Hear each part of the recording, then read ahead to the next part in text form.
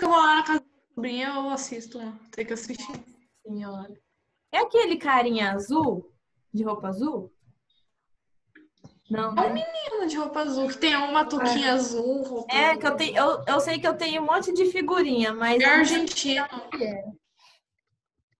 Enfim, gente, vamos continuar então. Desenho A Gabriela argentino. disse que vai aproveitar. A Gabriela disse que vai aproveitar e assistir Pocoyo. Agora não, né? Depois da minha aula aí pode. Gente, aqui nesse Zoom, na apostila, está falando o seguinte, que outras consequências, né, do crescimento acelerado das cidades aqui do Brasil no século XX, que é o século passado, foram a grande remoção de áreas verdes, né, a impermeabilização do solo. O que é isso? É a incapacidade do solo absorver água, por exemplo. Quando você asfalta ou põe calçada, aquilo ali não absorve tanto quanto uma terra livre, né, dessas coisas. O aumento das construções e a circulação de veículos, tudo isso daí gera, né, um tipo de problema social ou ambiental, tá? Então, essas medidas resultaram na formação de ilhas de calor. Eu não sei se eu já expliquei para vocês. Ilhas de calor. Ilhas Já de calor. explicou no ano passado. Então, são essas áreas, né, das cidades que, por conta aí dessa falta de vegetação, falta de árvores, grama, solo aberto, eles sofrem um aumento muito grande da temperatura. Então, o asfalto, as calçadas, os carros, as construções absorvem muito calor, né? Diferentemente das plantas que elas conseguem absorver, mas dão umidade, sombra, né? Ao contrário dessas plantas, a cidade ela esquenta muito e mantém esse local quente, né? A cidade quente. Porque se você sai e um dia tá 30 graus, você vai para uma área rural, lá a temperatura vai estar pouco menor, né? Por conta da grande vegetação, liberação de umidade no ar, faz bastante sombra, é mais fresco. Então, Aqui no meu bairro tem até que bastante árvore. Tem mais árvore do que construção. Então, a nossa cidade tem bastante, é uma cidade bem arborizada, tá? Mas, por exemplo, São Paulo, gente, lá por conta dessa designação dela de ser uma metrópole, ela é muito grande, tem muita construção, prédio, carro, asfalto, várias ruas, pontes, uma em cima da outra. Então, isso aí absorve muito calor e as cidades, elas são conhecidas aí por ser ilhas de calor, tá? Então, isso que significa ilhas de calor. Ainda estão falando de desenho? Então, aqui tem uma imagem, tá? Mostrando como se fosse uma ilha de calor, que é uma cidade. Aqui na esquerda está mostrando temperatura, tá? No final da tarde. De acordo com o que sobe aqui, ó, aumento da temperatura, porque acaba esquentando, fica mantendo esse calor ali por um tempo, ó. O fenômeno das ilhas de calor ocorre porque as superfícies absorvem e liberam calor, né? Se aquecem e se resfriam em velocidades diferentes. Portanto, as áreas impermeabilizadas, que são os asfaltos e as construções, captam de modo mais rápido, diferentemente das áreas verdes. Então, eles absorvem muito rápido o calor e liberam esse calor para a atmosfera ali. Então, acabam mantendo aquele ambiente quente, tá? Onde há a impermeabilização do solo e muitas construções, a concentração de calor ela é maior, havendo uma tendência aí de a temperatura ser mais alta do que as áreas mais afastadas, tá? Então, nos centros das cidades, geralmente são mais quentes do que ao redor, né? Nas periferias e nas regiões rurais, tá? Por conta aí dessa quantidade de impermeabilização, construções, calçadas e automóveis, tá? Porque eles absorvem e liberam calor muito rápido, diferentemente das vegetações, que absorvem, mas não liberam esse calor assim como nas construções. Aqui, então, tem... Acho que são algumas perguntinhas que a gente pode responder, tá? Vamos ler, então. Vou parar de compartilhar, a gente vai falando mesmo. Então, olhar geográfico na página 29. Todo mundo vamos acompanhar agora. Responda as questões do caderno. Mas se couber aí, pode escrever aí mesmo, tá? Não tem problema. Nossa, professora, todo lugar que eu toco eu tô sentindo frio. Meu Deus! Não tem um pouquinho de sol aí para você tomar? Se bem que tá Lá fora. ventando, né? Tá ventando muito. Só que tá ventando. Mas tem sol lá Gente, fora. antes da gente continuar, só queria falar que eu vi a apostila de todo mundo do primeiro bimestre e eu vi que teve gente que não fez um monte de coisa, tá? Então, Eu fiz ciências e geografia. eu não citei nome. Eu só não terminei 2 questões do CA. Não, mas tudo bem. Eu digo assim, tem gente Geografia. que fez várias páginas ou fez e escreveu coisa com coisa, tá? Mas só para vocês saberem que a gente lê, a gente corrige ou não, só para informar, e é para fazer. Vamos lá. Responda as questões do caderno. 1. Analisa o trecho da letra da canção A Cidade a seguir. A cidade. O sol nasce e ilumina as pedras evoluídas, que cresceram com a força de pedreiros suicidas. E a cidade se apresenta centro das ambições. Coletivos, automóveis, motos e metrôs. Trabalhadores, patrões, policiais, camelôs. A cidade não para, a cidade só cresce. O de cima sobe e o de baixo desce. Letra A. O que seriam as pedras evoluídas que crescem? Prédios. Os prédios, né? As casas, os comércios, as empresas. Podem colocar. Eu vou colocar prédio só. Construções. Coloquem construções, né? Que aí envolve tudo.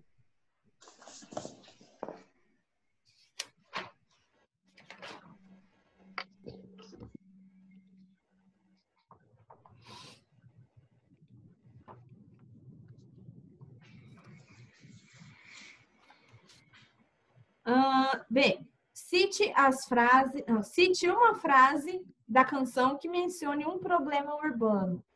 Qual das cidades, ó, das frases aí que você acha que é um problema urbano?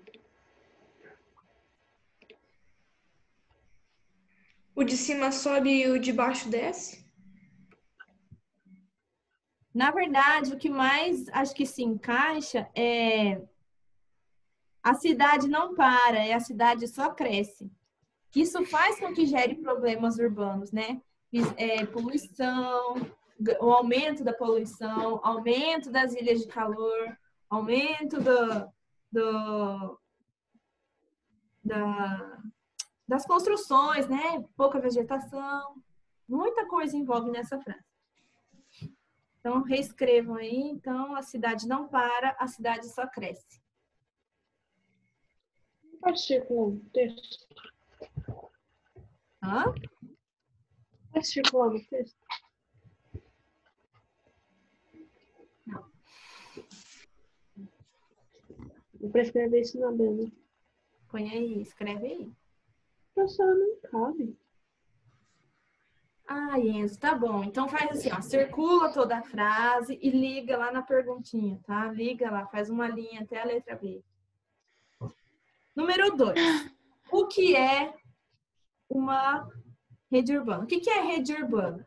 Vocês podem colocar que a rede urbana é uma ligação formada pelas cidades. É uma ligação formada pelas cidades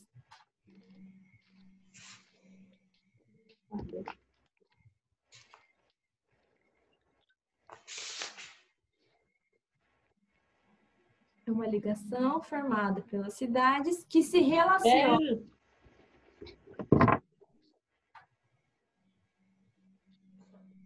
Que se relacionam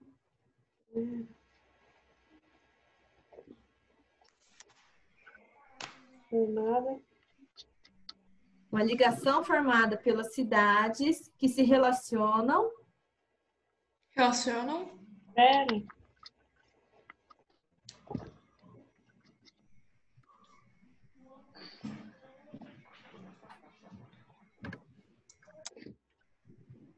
Relaciona. Conectadas por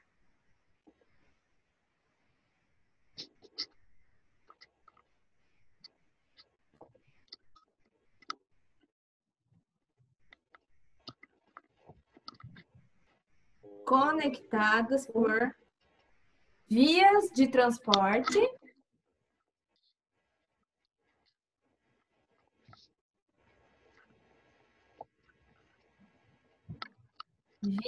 transporte e comunicação. Ponto.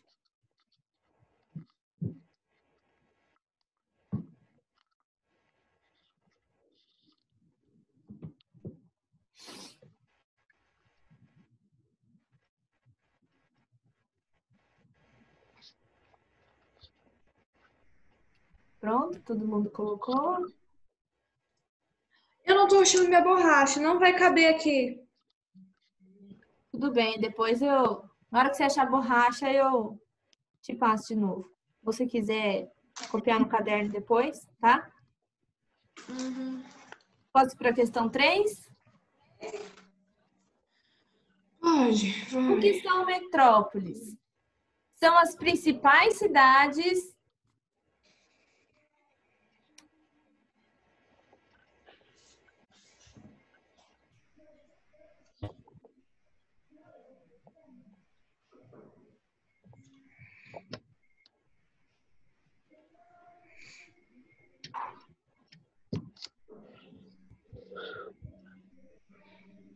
Cidades. de um território ou região.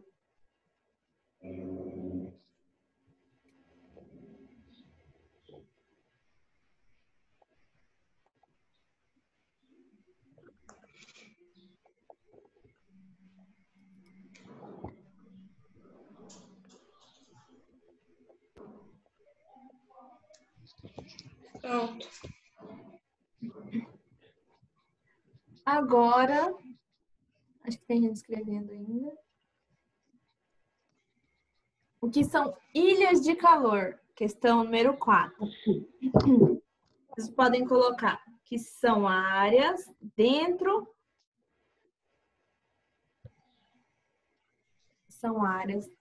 das grandes cidades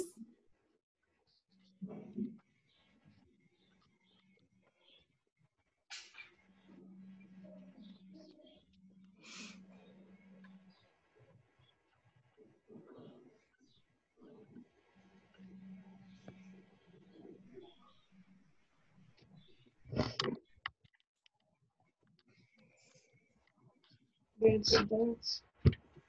são áreas dentro das grandes cidades que apresentam uma maior temperatura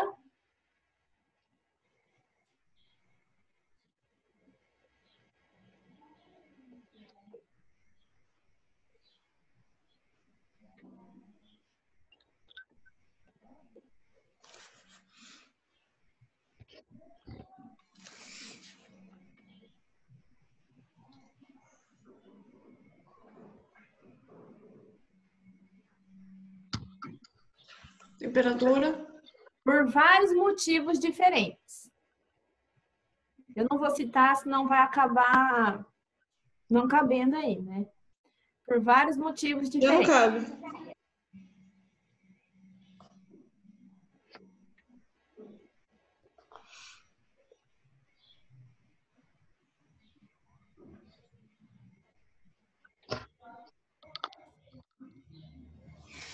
Pronto.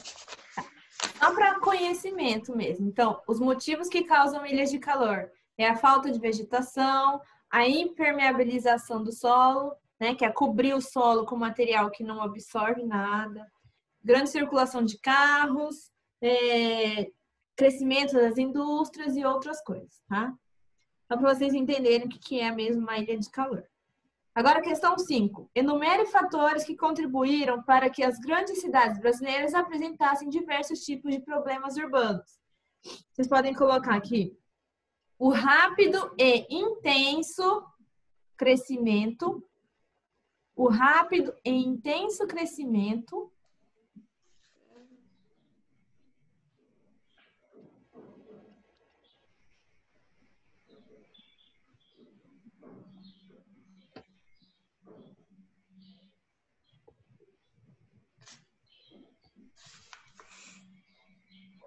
da população,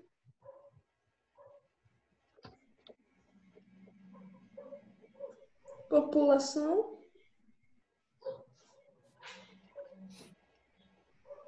O rápido e intenso crescimento da população, vírgula, falta de estrutura e planejamento das cidades. Falta de estrutura e planejamento das cidades.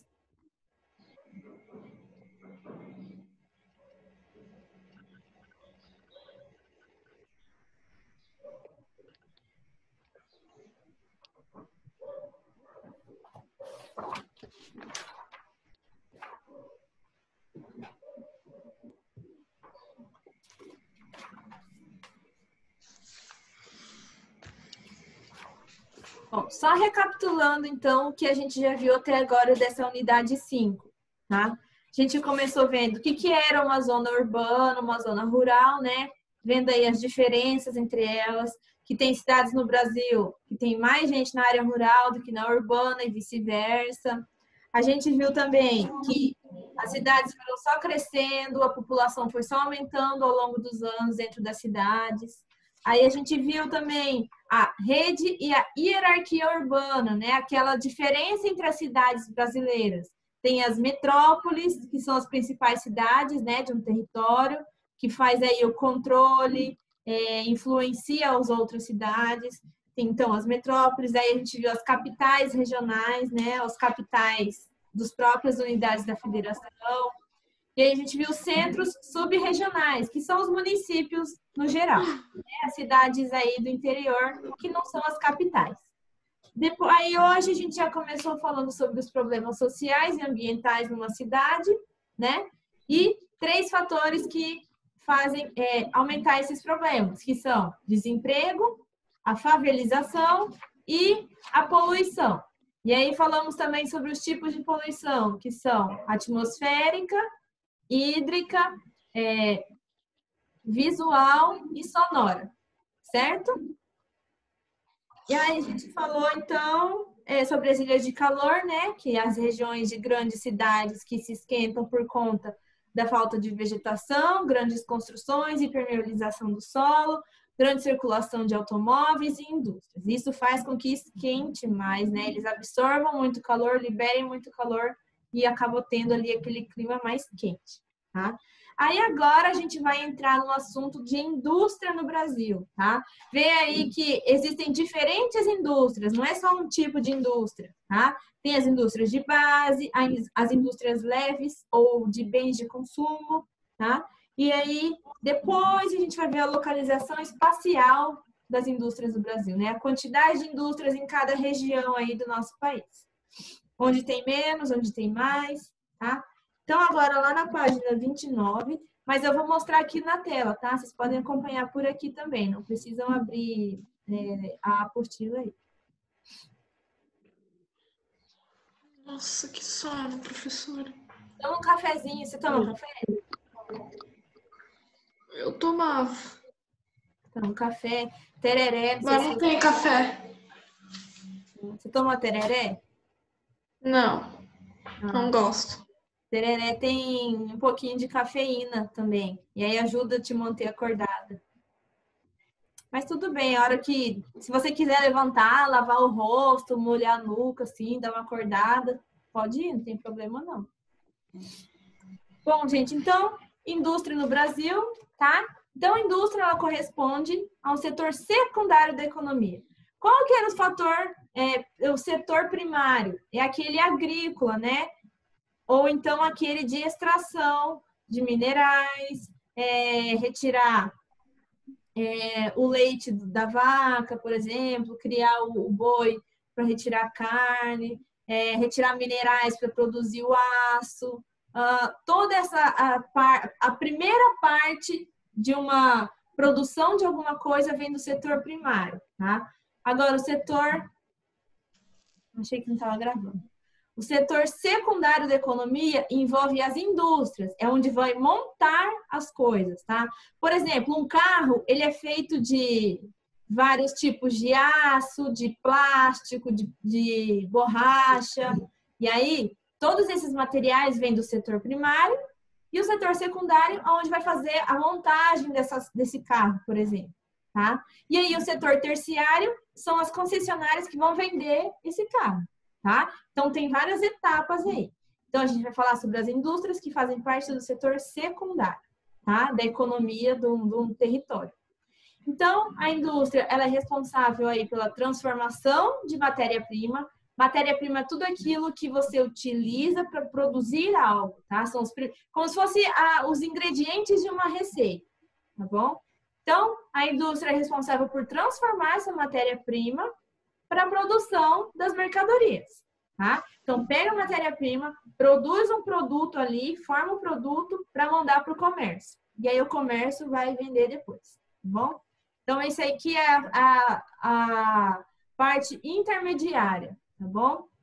Então, de acordo aí com as características em relação aí à forma de produção e as mercadorias produzidas, a gente pode classificar as indústrias em 3 categorias diferentes, tá?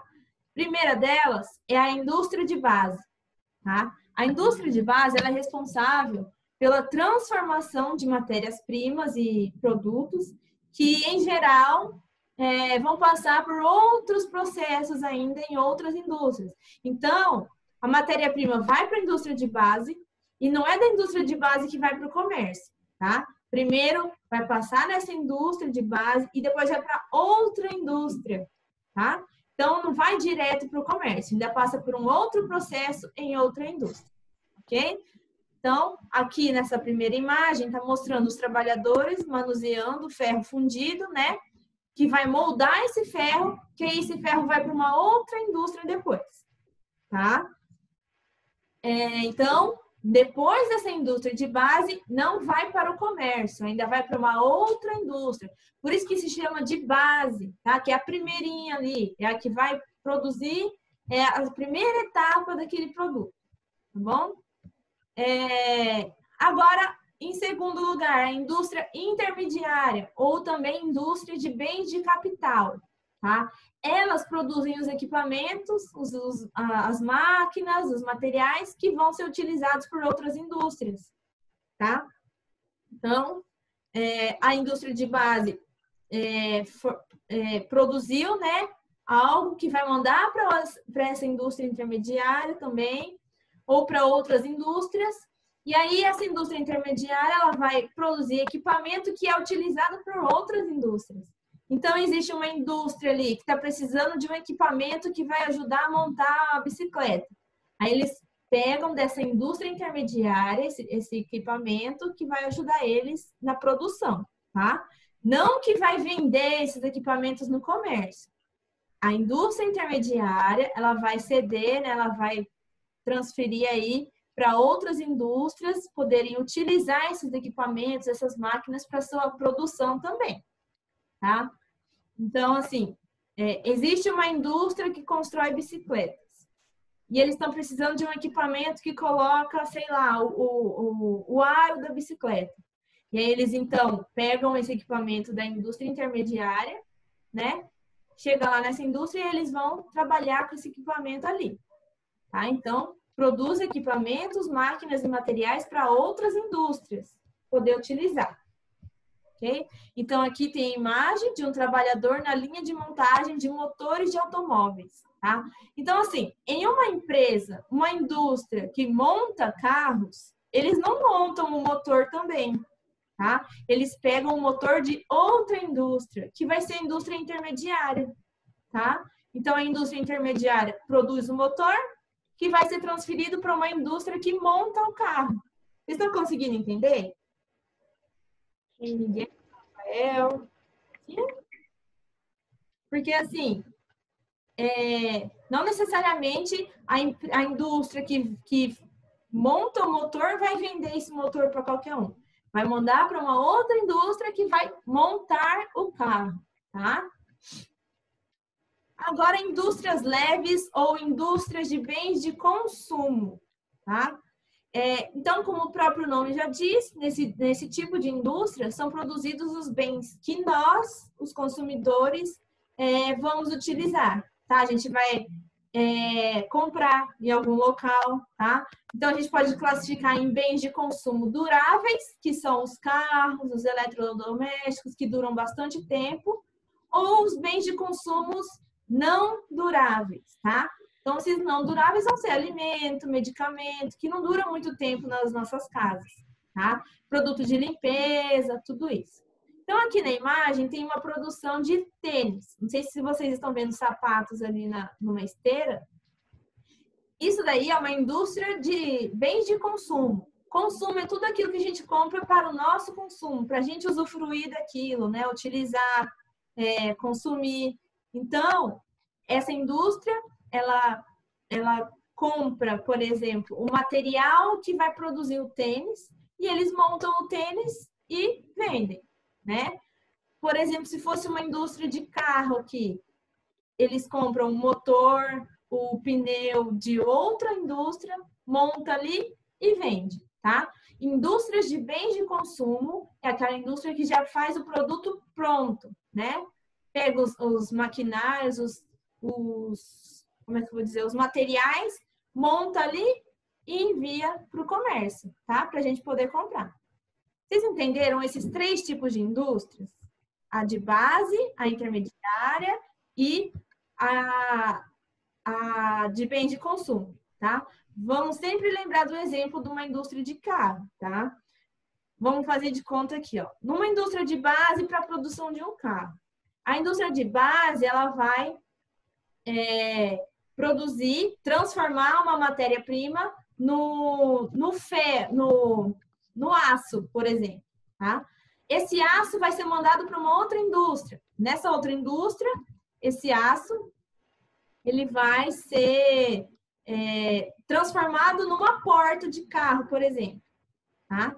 E aí, depois disso, essa porta de carro vai ser mandada para uma indústria de bens de consumo, é onde vai montar o carro e vai mandar para o consumidor, vai mandar para uma concessionária onde alguém vai comprar, tá? Então, são várias etapas. Primeiro, passa pela indústria de bens, indústria de base, depois pela indústria intermediária, e aí, para finalizar, a indústria de bens de consumo, que é onde já sai o material pronto para ser vendido, tá? Vocês estão conseguindo entender a diferença entre esses 3 tipos de indústrias?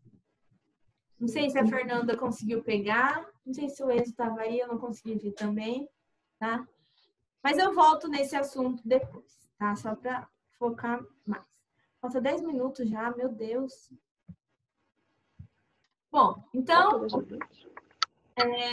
a participação do setor industrial na economia, né, de um país, ela aumentou muito, principalmente depois da década de 30, tá?